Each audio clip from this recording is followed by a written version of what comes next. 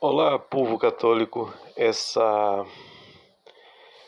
postagem se trata de uma entrevista, mais ou menos ali no ano de 2013, com o professor Pierluigi Giudice. Não sei se é assim que fala em italiano, né? Giudice, do Instituto Mater Ecclesia de Roma e da Universidade Salesiana. Naquele momento ali, né, nesse ano de 2013, o último livro do professor, chamado O Terceiro Reich contra Pio XII, foi sobre as relações entre o nazismo e a Igreja Católica. Este é um longo trabalho de arquivamento, né, de memórias a nível europeu. Então aí veio a pergunta, o interlocutor que falou com o professor perguntou: quando surgiu o seu interesse nas relações entre a Igreja e os regimes totalitários? Na história da minha família, ele responde, alguns membros da oposição sofreram as opressões nazistas.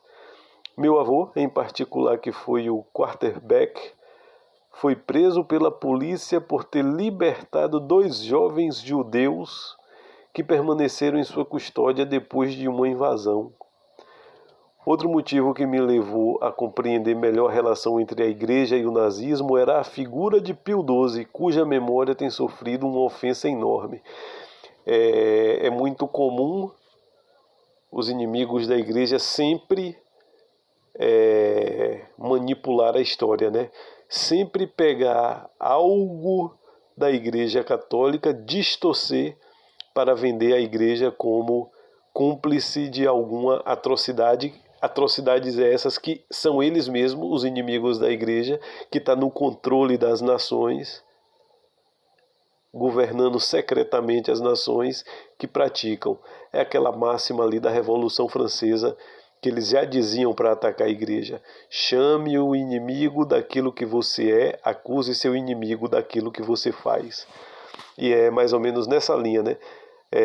Sempre que a gente vê o ataque, né, a tentativa de associar a figura do Papa Pio XII ao nazismo, é essa linha de maldades, é essa linha de mentiras que eles estão, como sempre fazem,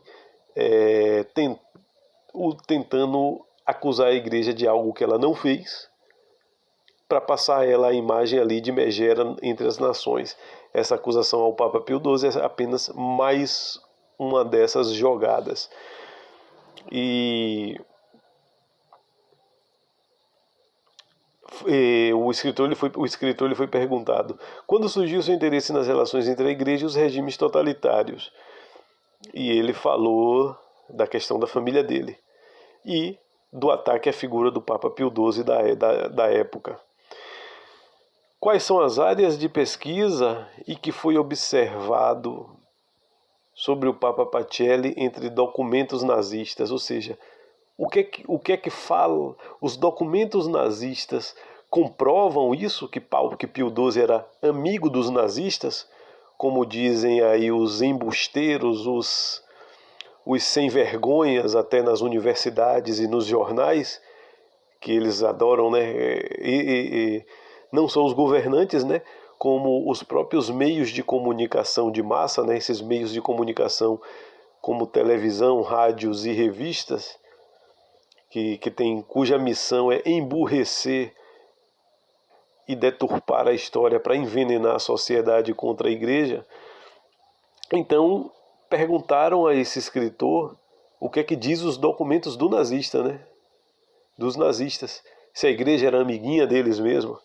E a pesquisa foi criada, aí ele responde, né, que a pesquisa foi criada para identificar todos os documentos nazistas reservados em que eles conversam sobre Pio XII. Queríamos descobrir o que os nazistas realmente pensavam sobre Pio XII. A conclusão, depois de 7 anos de trabalho e consulta a arquivos da Alemanha, da França, da Suíça, da Itália, da Rússia e Israel, é que a liderança do Terceiro Reich, ou seja, os nazistas, né, que eram os líderes, né, Eram Alemanha, Itália e Japão que formaram o que chamava na época de eixo do mal. Então, a liderança do Terceiro Reich tinha sempre uma visão negativa de Pio XII. Para eles, o Papa era um inimigo do Estado. Ou seja, os próprios documentos nazistas desmentem mais essa safadeza dos inimigos da Igreja. Porque os documentos do Terceiro Reich continham julgamentos expressamente hostis ao Papa? Porque eram totalitários, queriam abolir as igrejas e fundar uma igreja alemã nacionalista, e encontrou forte resistência de Pacelli, que é o nome do Papa Pio XII. Mais uma vez o Papa se colocando como inimigo desses regimes totalitários, a qual os professores sem vergonha fazem justamente o contrário, gostam de associar a figura da Igreja e do Papa até então, Pio XII, como aliado de Hitler. Qual foi a contribuição do Papa Pacelli em favor das vítimas do nazismo? Quais foram as ações específicas? E o professor responde: de acordo com documentos enviados e traduzidos, com cerca de 400 páginas, é que a inteligência do Terceiro Reich estava ciente das operações humanitárias concebidas e desenvolvidas pela Santa Sé na época.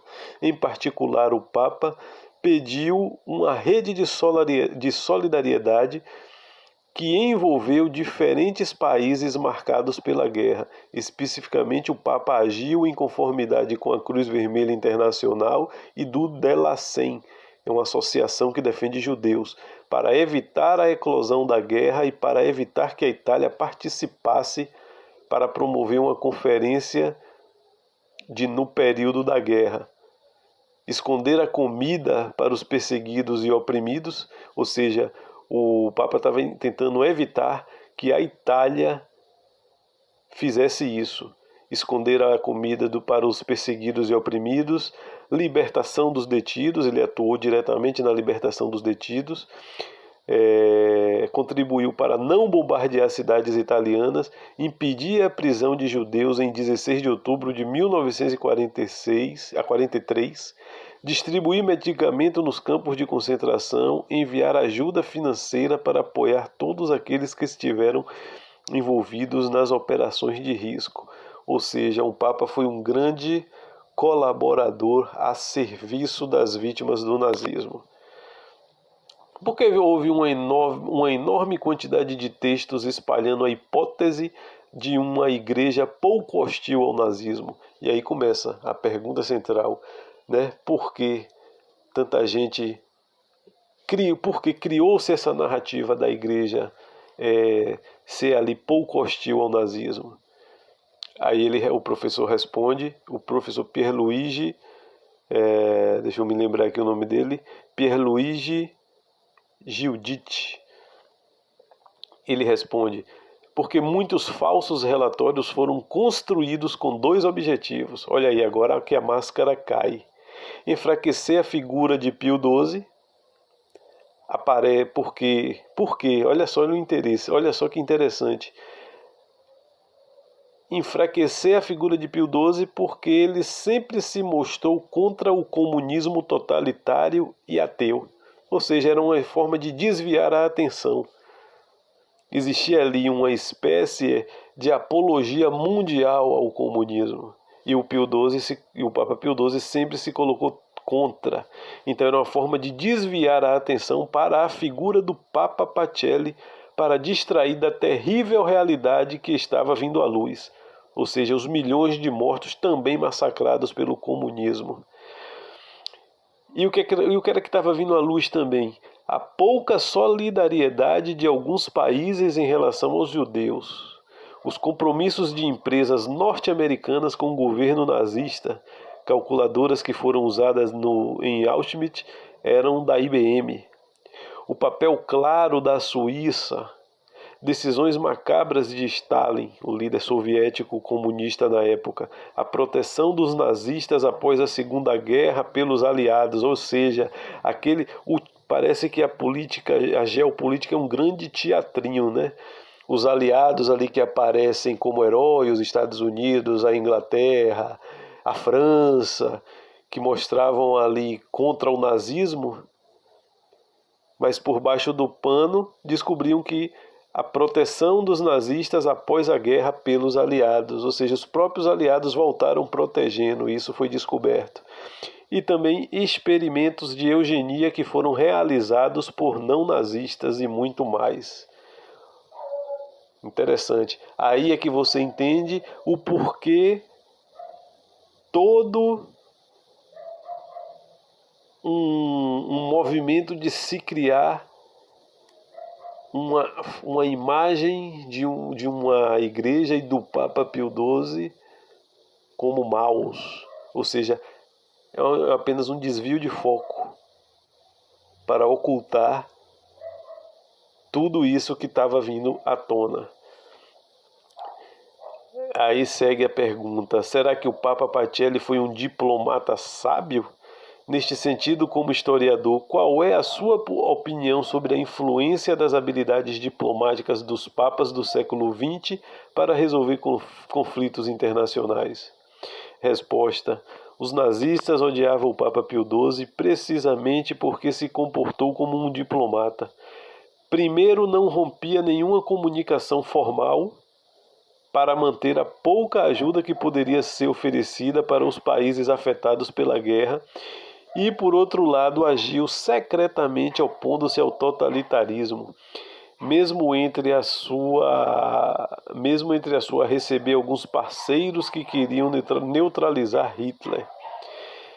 Nesse contexto, cada reflexão sobre os papas e os conflitos internacionais deve ser visto no contexto. Há um ensaio completo, no caso de João 23, com a crise dos mísseis em Cuba, e João Paulo II, no desacordo entre a Argentina e o Chile sobre a soberania das ilhas do Canal Beagle. Então, por exemplo, todos esses papas ajudaram a superar essas tensões. Então, fica aqui um pouco aí um pouco de esclarecimento sobre essa tentativa de macular, de manchar a imagem do Papa Pio XII e, logicamente, da própria Santa Igreja.